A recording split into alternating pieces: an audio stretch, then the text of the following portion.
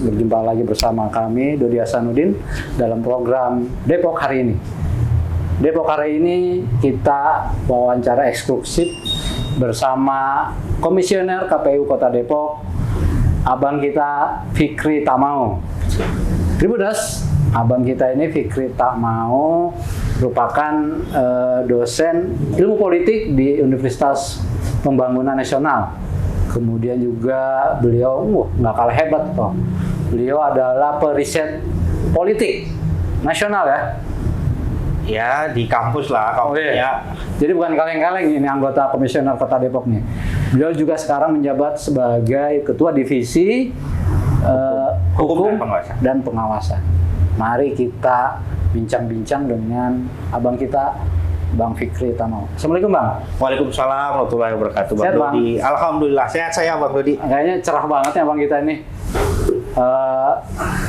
Penyelenggaraan Pilkada Kota Depok 2024 sejauh ini berjalan lancar ya Bang? Alhamdulillah. Ya gimana nggak sehat kita bisa ngobrol bareng Tribun sambil ngopi.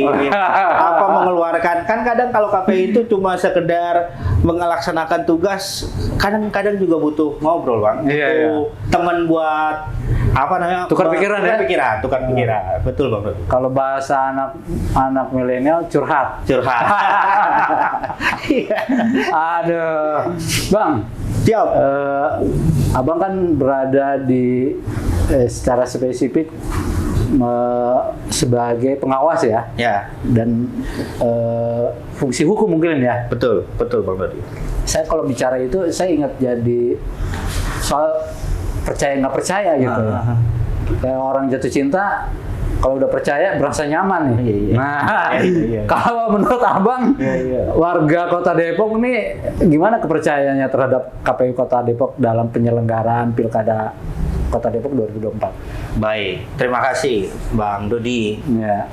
Ini kalau kita ngomongin Kota Depok ini memang menurut saya agak kompleks. Kompleks karena memang secara sosiologis gitu ya. Biasa lah kita menggunakan bahasa kampus dikit lah ya. Maklum periset. Ya, jadi masyarakat Depok kan masyarakat yang urban. Iya. Misalnya nih, contoh di kita sekarang sedang ada perekrutan dan pelantikan KPPS yang para petugas yang nanti bertugas di TPS ya kan. Kalau kita lihat para petugas KPPS ini kan rata-rata adalah orangnya itu sebagian besar adalah orang yang itu aja. Dari tahun ke tahun, dari pemilu ke pemilu mereka lagi karena satu punya pengalaman gitu ya. Tapi yang kedua biasanya rekan-rekan kita yang bertugas di TPS ini adalah mereka-mereka yang sudah dikenal di lingkungan Depok. Kalau orang bilang udah kesohor lah. Iya, udah kesohor. Nah, pertanyaannya lalu kita bertanya nih ke teman-teman. Lalu di mana warga Depok yang lain? Apakah nggak mau nih membantu mensukseskan pilkada? Lalu kemudian keluar maklum kita lagi kerja, lagi punya aktivitas, kadang dengan kondisi yang ada baru bisa sampai ke rumah nanti waktunya malam. Sementara kalau membantu di KPU atau bertugas di KPU atau di lingkungan sekitar di RT di RW kan harus sejak kadang pagi udah mulai siang mulai gitu. Jadi bukan karena mereka tidak mau berkontribusi terhadap kesuksesan pilkada, tapi memang keterbatasan aktivitasnya. Nah, dengan kondisi seperti itu, dengan sosiologis ya masyarakat Kota Depok yang cukup urban seperti ini, saya pikir tadi bagaimana kita mau mengukur apakah mereka warga Depok percaya nggak dengan KPU Depok, gitu kan? Tapi tadi dengan mereka menyerahkan bahwa kami percaya bahwa penyelenggaraan di pilkada sudah ada yang bertanggung jawab yaitu KPU Kota Depok, silahkan itu dilaksanakan. Menurut saya itu ukuran bahwa ini dipercaya dong. Sejauh ini kita diberikan keleluasaan untuk silahkan KPU Kota Depok sebagai penyelenggara untuk melaksanakan pilkada. Kami mohon maaf belum bisa terlibat banyak. Kami akan melakukan aktivitas lain sebagai warga negara yang bayar pajak, yang taat dengan aturan dan lain sebagainya. Tapi di urusan kepemiluan mereka mempercayakan kepada KPU Kota Depok. Bagi saya seperti itu tingkat bagaimana melihat tingkat kepercayaan masyarakat Kota Depok terhadap KPU Kota Depok. Oke. Tribuners, Bang, kalau bagi saya nih ya, saya mengukur 2019. Artinya tingkat partisipasi warga Depok tuh cukup tinggi ya? Betul. Sekitar 70% ya? Kalau di pilkada kita di angka 62. Oh, 62 ya? Itu menurut saya relatif tinggi ya? Nah, itu menurut saya ukuran itu menjadi dasar bahwa masyarakat Kota Depok percaya loh dengan KPU. Betul dong? Iya, setuju. Ya. Jadi tingkat partisipasi itu mengukur sebenarnya bukan percaya. Jadi tingkat partisipasi juga bisa dilihat sebagai tadi kinerja KPU untuk kemudian mengajak. Tidak hanya KPU dong, pastinya peserta pilkada pun harus punya. Kita berbagi tugas lah dengan peserta pilkada. Kan tadi abang bilang kan masyarakat Kota Depok tuh urban. Betul. Urban itu kan orang bilang sibuk banget lah, kerja banget lah, kerja gitu kan. Ya, kira-kira begitu. Gitu kan. Bener malah bener. Karena dia mempunyai keterbatasan waktu, tapi dia menyempatkan diri untuk pergi ke TPS. Artinya itu sebuah bentuk kepercayaan masyarakat Kota Depok terhadap KPU Kota Depok sebagai penyelenggara pilkada. Betul dong? Betul. Setuju, Bang? Setuju dong? Setuju, Bang. Karena kalau dilihat dari angkanya di atas 50%. Betul. Mungkin Abang punya ukuran lain nih kali ya, Bang? Nah, iya, ada beberapa kondisi. 2019 kan memang kita melaksanakan dalam situasi yang pandemi ya. Iya. Oke. Masih 2020 maksudnya ya, 2020 kemarin kan. Iya. Dalam situasi yang masuk ke sana, apalagi kita tahu bersama lah situasi seperti demikian. Oke.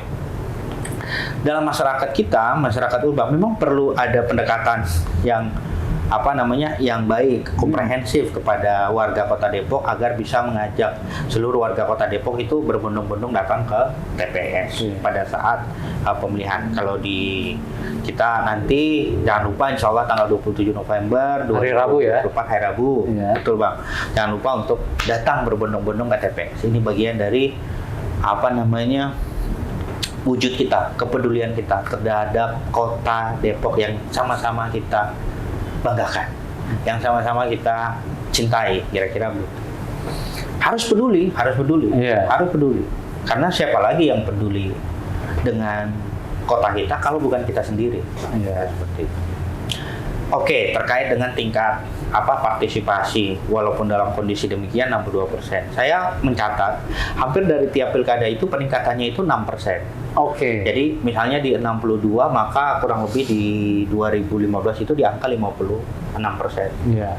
Lalu kemudian di 2000 ini naik lagi. Jadi kenaikan per pilkada itu rata-rata kita mengalami kenaikan tingkat partisipasi itu di angka 6%. Maka kalau kita lihat pola dari tingkat partisipasi di Kota Depok, maka secara kalau kita lihat pola aja ini, maka kita bisa berharap di pilkada kali ini di 2024 dari 62 kalau kita hitung bertambah 6%, maka di angka 68%. Syukur-syukur kalau misalnya bisa sampai 70%. Gitu. Keren itu. Mohon doanya, mohon dukungannya. Mudah-mudahan. Artinya kan apa yang dilakukan KPU Kota Depok melakukan sosialisasi jalan dong. Jalan. Iya kan, dilihat dari angka itu. Jalan. Iya kan. Dari prediksi malah itu. Dari prediksi mungkin kenyataan bisa lebih dari itu kan. Kalau prediksi per pilkada 6%. Mungkin sekarang karena KPU begitu gencar bisa jadi 10% dong. Amin. Iya nggak? Amin. Semoga harapan itu bisa kita buktikan bersama. Oke. Bang, terkait sosialisasi nih Bang. Mungkin kan warga-warga pinggiran mungkin gimana menurut Abang? Apakah sudah tersosialisasi atau belum? Baik, warga pinggiran ini tergantung. Apakah kita mau mengatakan ini pinggiran secara geografis, gitu ya, atau pinggiran secara sosiologis, gitu ya. Artinya ada kelas-kelas yang terpinggirkan kalau dalam bahasa kita itu kaum marginal, mustadafin kalau dalam bahasa agamanya itu, kaum yang dilemahkan. Kalau secara geografis kita kan punya petugas sampai di tingkat kelurahan. Jadi relatif tidak ada yang sama sekali terlewatkan lah, kira-kira gitu. Dari bentuk sosialisasi dan lain sebagainya, sebenarnya kan ukuran sosialisasi itu tidak hanya dilakukan di tingkat kota ya, tapi di tingkat kecamatan nih, misalnya di KPU Kota Depok sudah melakukan sosialisasi di tingkat Forkopimda atau di instansi-instansi, maka di kecamatan itu akan menyesuaikan dengan dengan tingkatannya gitu ya. Jadi mereka melakukan sosialisasi di tingkat RW gitu ya. Di PPS di tingkat kelurahan itu melakukan sosialisasi ke tingkat RT. Apalagi dengan pelantikan KPPS ini akan sosialisasi makin masif lagi. Makin masif ya? Makin masif, Pak. Jadi jangan bilang belum sosialisasi kan warga pinggiran ya? Nah, bener Bang, maksud saya begini, kita mesti lihat kondisinya. Jadi yang dimaksud dengan kondisi maksimalisasi dari sosialisasi ini adalah menyentuh semua kalangan. Semua semua wilayah, semua kalangan. Tapi kan situasi kita juga tenaganya terbatas. Satu. Jadi kita butuh bantuan dari banyak pihak, dari banyak dari banyak kalangan, dari banyak stakeholders gitu ya, Bang ya, untuk kemudian bisa melaksanakan sosialisasi sampai ke tahapan. Jangan putus asa untuk sampai ke tanggal, misalnya di batas terakhir pemilihan tanggal 27, kami nggak akan berhenti untuk melakukan sosialisasi. Nggak mungkin dong ada kelompok yang sudah kami sosialisasi akan kita lakukan sosialisasi. Nggak mungkin. Kita akan nyari kelompok-kelompok lain, wilayah-wilayah lain yang belum tersentuh dengan sosialisasi. Karena kan KPU juga ingin meningkatkan tingkat partisipasi. Itu akan terukur dari meningkatnya partisipasi. Jadi jangan bilang KPU diem-diem baik, enggak. Apalagi di pinggiran loh, sampai tingkat RT ya. Sampai tingkat RT. Jadi sosialisasi sudah dilakukan masif hingga sampai RT. Bahkan di RT juga sudah terbentuk PPS. Betul, di tingkat kelurahan ya. Kelurahan ada PPS, kemudian di bawahnya untuk per TPS itu ada KPPS. Nah, memang KPPS ini kan mereka bertugas di TPS. Bertugasnya tanggal 27 dong, ya. Artinya kalau misalnya tanggal 26 dari mulai persiapan lah ya, mereka nyiapin. Tapi kita punya waktu, misalnya dari hari ini nih, pelantikan. Dari mulai tanggal 7 sampai ke tanggal 26, ada 21 hari. Teman-teman KPPS itu bertugas untuk tadi meningkatkan tingkat partisipasi. Jadi melakukan sosialisasi sampai ke, dia bertugas di TPS ya. Per TPS itu kami punya 5 orang petugas KPPS. 5 orang ini yang akan bertugas, dia nggak jauh-jauh kok, nanti sosialisasinya cuma di seputaran mereka yang ada di TPS itu aja, memastikan bahwa pemilih yang terdaftar di TPS tersebut itu akan berbondong-bondong datang ke TPS untuk memilih. Keren emang.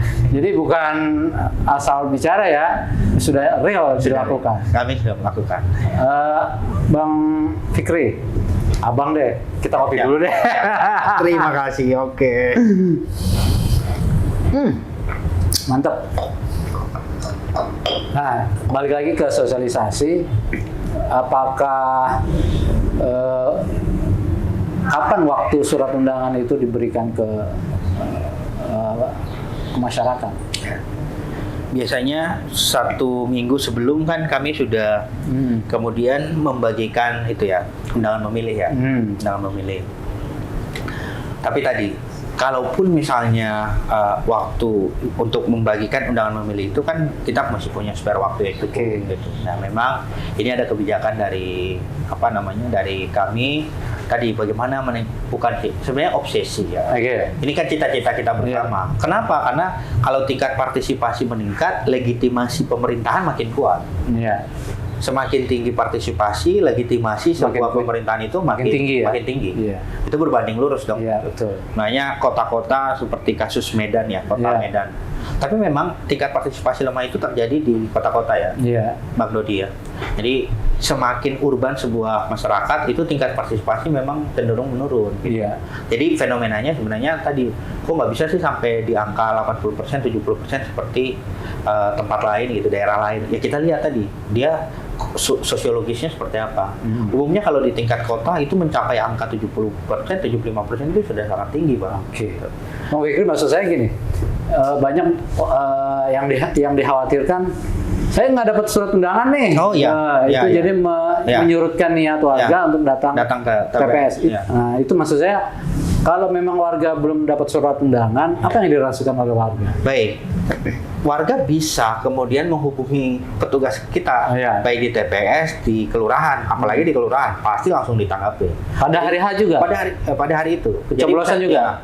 Jadi misalnya dia belum dapat, jadi kan dia bisa ngecek tuh, kan akan ada pengumuman dong, nama gue ada di TPS ini kan gitu. Ada nggak nama saya di TPS gitu. Akan ada pengumuman di situ yang ditempelkan oleh petugas kita di lapangan.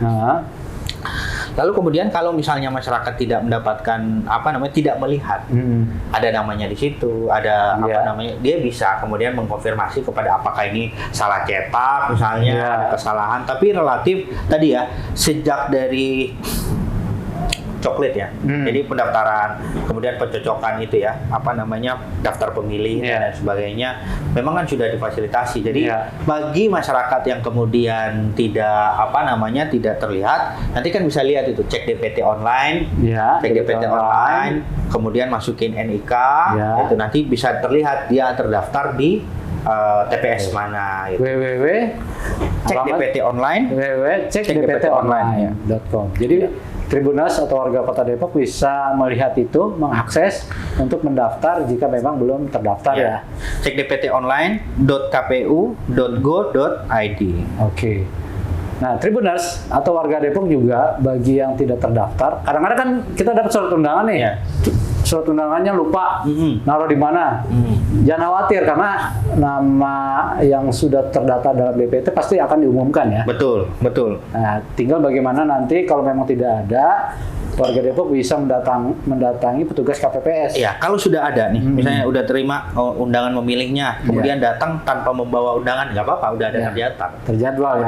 Udah ada terdaftar maksudnya di TPS itu sudah ada, jadi dia tinggal dicentrang doang gitu, atau nulis gitu ya. Jadi nggak perlu khawatir, yang sudah masuk di dalam undangan itu kan untuk memastikan bahwa pemilih ada gitu. Mengingat gitu loh bahwa tanggal 27 ya, kayak kita kalau undangan pernikahan lah gitu, datang nggak bawa undangan juga nggak apa-apa karena udah tahu. Cuma itu kan bagian dari mengingatkan gitu ya. Oke. Ya, tadi ditegaskan Abang. Jadi kalau namanya belum terdaftar, ya jadi gimana pada hari H itu? Ini yang belum terdaftar apa yang ini? Mungkin namanya tidak ada di pengumuman, tapi dia warga Depok, itu bagaimana?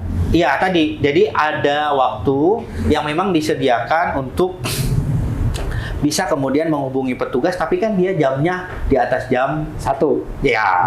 Jadi masih bisa. Masih bisa. Warga Depok yang memang memiliki KTP Depok dan punya hak pilih. Betul. Nah, dan belum diumumkan, itu bisa datang ke petugas KPPS untuk mendaftar ya. Iya. Dan mempunyai waktu untuk menyalurkan hak suaranya pada pukul 13. Iya. Atau jam 1 siang. Nah. Bang. Ya. Nah, bicara tentang ini menurut saya agak menarik nih. Ini kayaknya bagian Abang juga nih. Tentang ini nih, biasanya suka rame nih. Pemilih-pemilih siluman nih. Yang tiba-tiba ada atau itu bagaimana? Atau dia rumahnya di Jakarta tapi dia bisa nyoblos. Ada nggak sih kayak gitu? Zaman makin canggih, Bang. Zaman makin canggih. Kita tidak lagi hidup di kondisi yang terisolasi dari satu lokasi ke lokasi yang lain. Dengan kondisi sosial media, dengan tingkat indeks manusia yang tinggi di Kota Depok. Orang kritis loh di Depok ini. Betul. Orang kritis. Kenapa Depok sangat viral? Sederhana, itu menunjukkan bahwa tingkat kekritisan di Kota Depok tinggi. Ya. Itu aja saya mau ngomongnya begitu. Jadi kalau dibilang nanti tiba-tiba ada ada pemilih siluman, saya pikir ini isu yang tidak perlu dikembangkan secara luas. Karena pada kenyataannya dengan kondisi kita Kota Depok yang sangat terintegrasi dengan dunia maya, dunia internet gitu ya, informasi bisa sangat beredar dengan cepat. Tidak ada satu kondisi yang tadi bisa terjadi demikian kemudian tanpa ada protes, tanpa ada diketahui oleh petugas atau bahkan masyarakat yang lain. Terbukti kok. Jadi memang sengaja warga itu gini aja. Ah, Jadi buktinya adalah KTP ya. betul. KTP Betul, Bang. dan itu terdaftar loh. Betul. Jadi kalau warga Siluman nggak mungkin lah datang-datang ke TPS. TPS kemudian dimasukkan, nggak mungkin. Nggak mungkin. Pasti ditolak. Iya. Ada saksi, ada pemilih di lapangan, Iya. itu secara otomatis yang justru yang kayak gitu yang nanti diviralin sama, Iya. sama warga sama saksi di ini. Jadi jangan khawatir. Kalau itu disebut Siluman hanya hoax. Hoax, karena itu pasti KPPS pun petugas kita di TPS itu kan tidak boleh, kalau enggak dia nanti kena pidana. Kena pidana kan Dia ya. kena pidana, dia Iya. kena perdata. Pidana bisa pidana atau misalnya ada persalahan administrasi dia kena perdata. Tapi dalam kasus Depok relatif memang enggak. Iya. Oke, di pemilu pilkada 2020 kemarin pernah ada kejadian ya, Iya. 7 orang ya, Iya. kira-kira segitulah, kira-kira di wilayah Tapos ya. Pernah kemudian, tapi kan tadi akhirnya di PSUK, di Iya. satu TPS ya, Iya. kasus itu di PSUK. Jadi dijamin bahwa orang-orang atau warga Depok yang punya hak pilih itu udah pasti warga Depok ya. Betul Bang Nuri. Jadi nggak sembarangan, nggak sembrono, karena juga petugas dan ketua KPPS juga bertanggung jawab penuh ya. Gitu ya Bang ya. Betul. Jadi petugas kita memang dibekali dengan pengetahuan di BIMTEK lah ya. Iya. Kita akan melakukan BIMTEK untuk memastikan bahwa petugas kami di lapangan itu tidak akan menyalahi aturan. Iya. Nggak mungkin dong. Orang yang punya KTP di luar, tentu dia terdaftar di TPS yang lain. Iya. Dia sudah pasti masuk sebagai pemilih di kota lain, di TPS lain. Tiba-tiba dia harus mencoblos di kota Depok. Iya. Menurut saya itu. Jadi walaupun orangnya terbatas, tapi pengawasnya banyak ya Bang ya. Betul. Pengawasnya dengan kondisi sekarang aja orang udah sangat viral ya kan, Iya. kira-kira gitulah. Apa sih yang nggak viral di kota Depok ini? Apalagi punya saksi-saksi yang wah ini bukan warga sini kayaknya nih. Wah, pasti rame lah kalau Iya. memang dia siluman ya.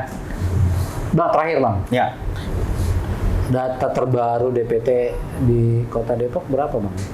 baik, sebentar saya baca ya. Jadi kemarin itu memang kita bikin ini ya, bikin sosialisasi dengan menyasar kelompok perempuan. Oke. Di Kota Depok ya, provinsi bikin sosialisasi juga bekerja sama dengan KPU Kota Depok di perempuan. Jadi jumlah kita itu pemilih laki-laki itu 700.215. 700.215. Sementara perempuan itu 727.459. Hampir seimbang ya. Hampir seimbang, tapi kan masih lebih banyak laki-laki dong. Oh, perempuan. Masih banyak perempuan, Iya. betul, maaf. Jadi masih lebih banyak perempuan. Jadi kalau misalnya kita total, bentar ya, 1,5. 700.215 sama 727.459. 1.427.674. Oke. Jadi dengan kondisi 1,4 juta penduduk Kota Depok masih perempuan yang Untuk pemilih pemula berapa persen dari 1,4 sekian? baik. Ini saya bacakan lagi. Jadi dia punya klasifikasi. Jadi saya nggak bisa bilang pemilih pemula. Kalau di kita itu kan sulit menentukan itu. Jadi kami bikin klasifikasi umur lah ya. Iya. Ini mohon maaf nih Bang Dodi, kadang kan hal-hal yang Iya begini dong, kan harus nggak boleh. dibaca, jangan asal ini ya. Harus ada Betul, fix betul. by data. Betul. Agak susah saya kalau misalnya. Coba dulu kita ngopi dulu. Oh ya, siap. Nah, jadi di kita ini usia 17 sampai 23 tahun itu ada 15,07%. 15,07%. 17 sampai 20. Ya, 23. Oh, 23. Sampai 23. Untuk usia 24 sampai 39 tahun itu ada 33,19.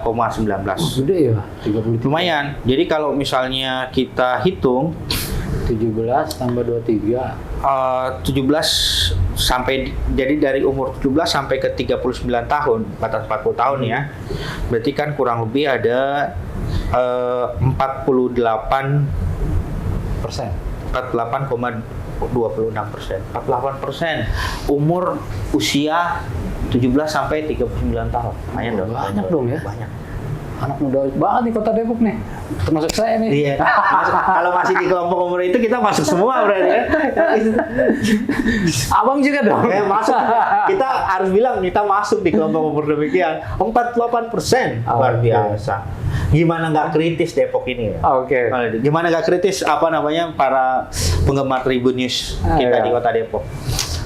Oke, Tribuners, demikian bincang-bincang kami bersama Komisioner KPU Kota Depok dan juga Ketua Divisi Pengawasan dan Hukum KPU Kota Depok, Bang Fikri Tamau. Terima kasih. Assalamualaikum warahmatullahi wabarakatuh. Waalaikumsalam. Makasih ya, Bang. Makasih. Ya.